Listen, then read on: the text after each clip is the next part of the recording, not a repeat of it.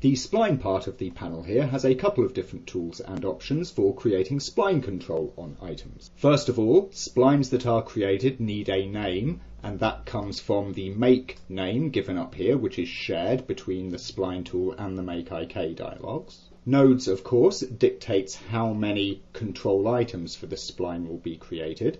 The parent option will parent the spline unit, as it were, to the parent of the item or items that are being spline controlled, if such a parent exists. And then we have the two creation tools here, Make Spline On Selected and Make Spline From Path. Make Spline On Selected does pretty much exactly what its name suggests, so I'm going to give a name here of Cam Spline. Select my camera, I'll use, let's say, 4 nodes, and Make Spline On Selected. We can see that 4 spline nodes have been created here. There we go. And my camera has been faithfully attached to that spline, with, of course, its motion options being set from the channel selectors up here. Let's try a slightly different setting. Here I have a chain of bones which are already curled into a shape, and I want to create a spline control for them.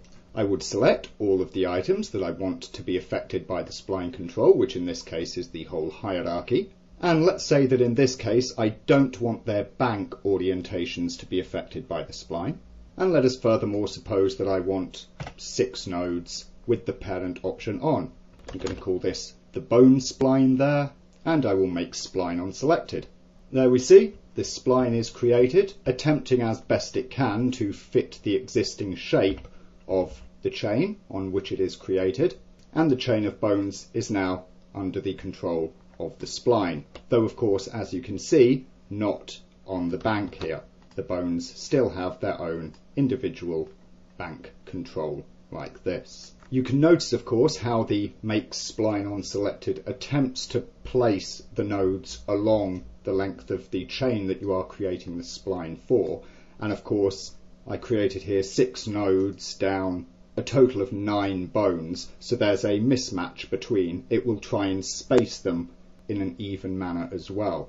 There is a special mode that is available for the nodes, where if you choose 1 as the number of nodes to create, then when you make Spline On Selected, this time I'm just going to turn off the parent option, and let me give it a unique name there, Bone Spline 2, you'll notice that what you get with only 1 node entered is in fact a perfect match, as a node is created for every single item in the chain.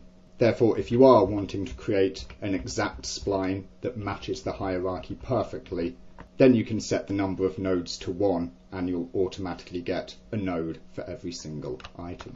Notice what I was playing there with the parent. If we see here, this is the second bone chain there that we did. We'll notice that the spline control for it is left as a scene child, whilst here, this was the first bone chain that we created.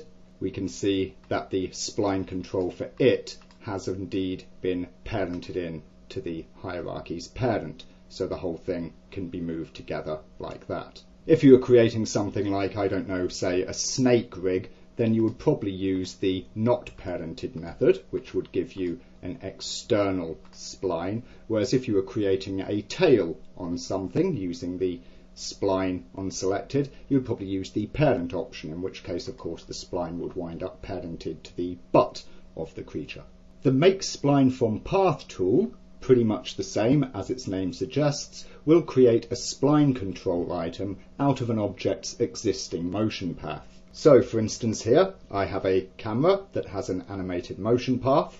I can choose the number of nodes. Let's say in this case I want to make 8 total nodes for this. I will click Make Spline From Path. We get an option appear here, which is of course the frame range which is to be covered. In this case that will be 0 through frame 40. And you see there is an option here for time or keys. With time selected, which is the default, then the number of nodes that you have entered is the number of nodes that will be created, and they will be evenly distributed over the time range that has been entered. So if we click OK, then what we wind up with is indeed a spline created, attempting of course to match the motion path that was there and our item is now no longer on its regular motion path, but is rather stuck to the spline item there, as we can see. The other option for using this tool is of course the keys option. When using the keys option, then the number of nodes that is entered here is ignored and a spline node is created for every keyframe. So as we can see, we have keys on 0, 10, 20, 30 and 40 there. And when we click OK, we see that the spline nodes are created at the positions where the keyframes previously were. And once again, our item is ready to go travelling along that spline path there.